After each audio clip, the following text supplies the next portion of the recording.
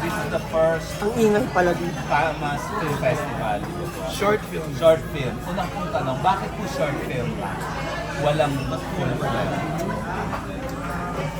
The full length kasi is actually for the mainstream. The mainstream movies is for the families, the Filipino Academy of Movie Arts and Sciences. That will happen. The last few years, we've been awarding Best in Short Film as one of the major category of awards.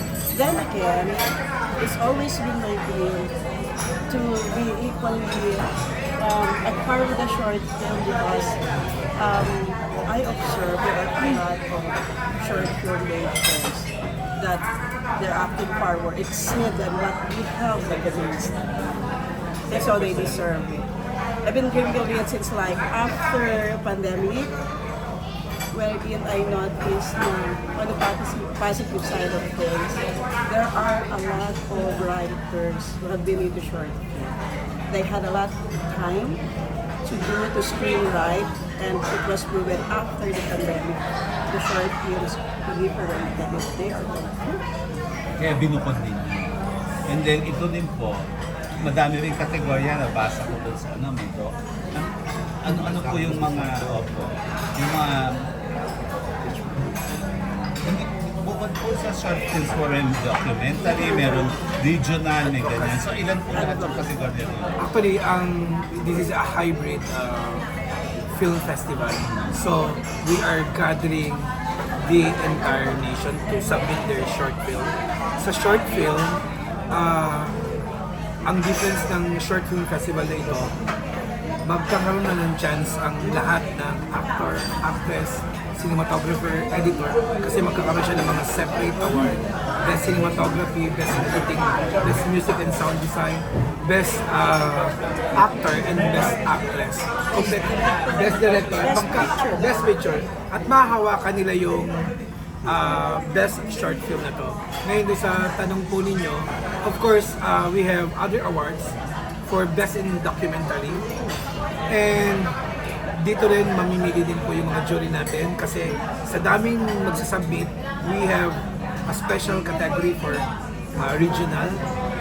At hindi din naman pauhuli yung mga nag-submit na mga estudyante, and the FAMAS will choose best student grade. Kaya pag nag-gather na po as of now kasi napakadami na pumapasok na mga entries. So, masaseparate siya, nasa-separate ito, pero only one can win the best short film for the FAMAS Short Film Festival. And of course, we have the documentary. That's another. Ilang entries yung nila? First short film festival. This is open for all. It's an open team. Wala kayong team lang about culture, about... Wala po. Pero if the FAMAS will choose the best in regional short film na nag-tackle sa kultura, and possible din, ito rin naman will be nominated sa best short film, and that will be a separate award. Pero paano po yung magiging selection ng mga Ano pa? Paano po yung magiging selection ng mga films, short films and documentaries po nila? Of course, this year, the selection team will be focusing on the creativity of the short. Of course, the narrative of the short, kung anong mensahe ang kanyang ibinibigay. And dito rin makikita yung expertise ng the entire group. Paano sila makapag-create ng isang short film. Yung FAMAS Award, this time, na short film ay maibibigay sa pinakang mahusay na short film na papasok sa iba-iba pong mga from selection committee down to nomination, down to the final winner. So yun. The criteria for judging will be posted naman po sa social media. Pero of course, that's the creation, how do you light it, how do you act it, how do you direct it. It's the same as film festival. Pero FAMAS will just award the best short film to the rightful owner of the award. Kung sino talaga po ang may pinakang mahusay na pinakang maikling pelikula ng taon. Yun. Paano nabuo collaboration ng dalawa? Paano pinagkakilala? Bakit kasama? Tatlong beses na po During kasi. the 70th Famas, the very first time that we went live again after the pandemic, we had a nominees night. The nominees night is not an annual event of Famas, only if we have a milestone celebration like the 70th Famas. But I was there, part of my PR is to really know are these people seated here. So these are the short film directors and filmmakers. And then, like in a very casual conversation, Direk Gabby was there and I said, it's always been my dream to have a short film festival that is separate from the annual awards of Famas. It's focused on the mainstream. Parang I really find it so like not being able to recognize even if I would say the best actors or artists or director is at the short film and yet hindi nila makukuha because isang category lang sila which is best in short film. Because ako, I'm very appreciative of all these people, students lalo na, or even those directors that have not been given the chance to make a mainstream, or did not even have the chance to be like invited to do a mainstream, to also be recognized. Because may mga pagkakataon nga na the short film director would call me, and then umiiyak talaga dahil hindi siya nanalo. Hindi siya nanalo talaga. And like it's always been a dream of any director, may it be a mainstream or short film, to be recognized. Sino ba ang ayaw ng recognition? Much more they wanted this, the most coveted Famas 3.5 kilos trophy made of solid bronze. Yun nga ang sinasabi nilang pinakamailap na trophy. Because we only have actually 16 or 18 category awards every year. Kung wala tayong magaling na child artist, wala tayong best child. Kung wala tayong mga film or mga special effects, wala din yun. So it is used to be like 16 or 18 lang. And like, sabi nga ng isang artista, I was nominated 40 years ago. Pero hindi ako nawalan ng pag-asa. I was telling myself, isang araw mapapasa akin ka rin Famas. She waited for 40 long years bago niya nakuha. Dexter. Dexter Dorian. And I said, sa dami ng pagkagagaling ng mga artisan sa show business, grabe ang competition talaga. Kumbaga, my friend, tago na natin ang pangalan niya. Sabi niya, you've been telling me, magkasama tayo sa MTRCB, pareho tayo board member, and I really love when you are telling me I'm such a good actress.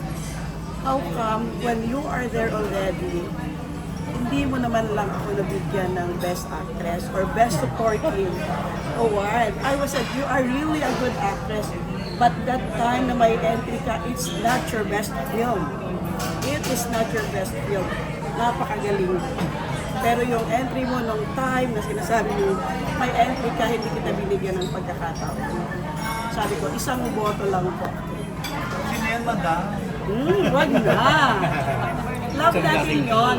Kasi FTRC siya. Tapos artista din siya. Tapos artista din siya. Sino ka? Kasi she's like, syempre may direct ano. Even she called me nga mommy eh. Mommy, ba't ganun? Bigyan mo naman ako ng tip kung mananalo ako. Sabihin mo sa akin para makapagpagawa naman ako ng magandang gown. But I didn't call. Ibig sabihin, hindi siya nanalo. But it doesn't mean na hindi siya magaling na artista. Nagkataon lang na yung entry niya, hindi siya ganun kagaling before. Search namin niya ako. Yun, diba? Ganun lang yun. Of course, with due respect naman sa ating mga artista, sa mga nakakausap ko naman. Real talk lang. Pero talagang, if it's not destined to be yours, not yet, just wait. time will come, papasayuhin. That clarification, walang production grant yung masasabi sa short film festival. Wala po. It's the film must be already finished. And kailangan na ipalabas na ito. January 2024 hanggang March 2024. Kailan ba awards night? Ang awards night namin ay ang festival ay mangyayari sa May 3 hanggang 9. Ang ating awards night ay sa Music Museum ng May 10. Sir, since first time po ng short film festival, paano po natin i-ensure yung credibility of election? Ang ganun. Kung hindi nyo ba nagtatanong, ang REMS Entertainment po ay mahawak ng mga festival international. Last time we already made the Asian Film Festival, the International Film Festival Manhattan, na I1 TFC. So, ang credibility po ng Short Film Festival ay napakataas kasi sa special selection pa lamang, in-invite na po natin yung mga patikang short filmmakers, mga kilalang nagsiselect, at mga institusyon na papangalanan po natin in the future. After po nito na mapili ang selection, of course, lahat ng nag-submit ay makaka-receive na ngayon ng mensahe na natanggap na namin ng mensahe ang inyong submission. After inyong makatanggap nun, makaka-receive naman kayo ng mensahe kung kayo po ay selected. Kung kayo naman po ay selected, the short film sa kategorya, makakatanggap naman po kayo ng mensahe kung kayo po ay nominated. So, dun po, may invite na po kayo sa mismo awards night. Ang proseso po natin, from the selection committee down to the nomination, at ang kahuli-hulihan po, magkakonvene po ang FAMAS at ang REMS Entertainment, isang po ng mga kurado po sa isang pag-judge kung sino po ang mananalo sa iba-ibang kategorya. And maganda po ito, transparent po tayo. So, sa FAMAS Short Film Festival, page po ninyo ang makikita ang mga mangyayari. Sa page po namin makikita kasi hindi po tayo page. FAMAS Short Film Festival page po.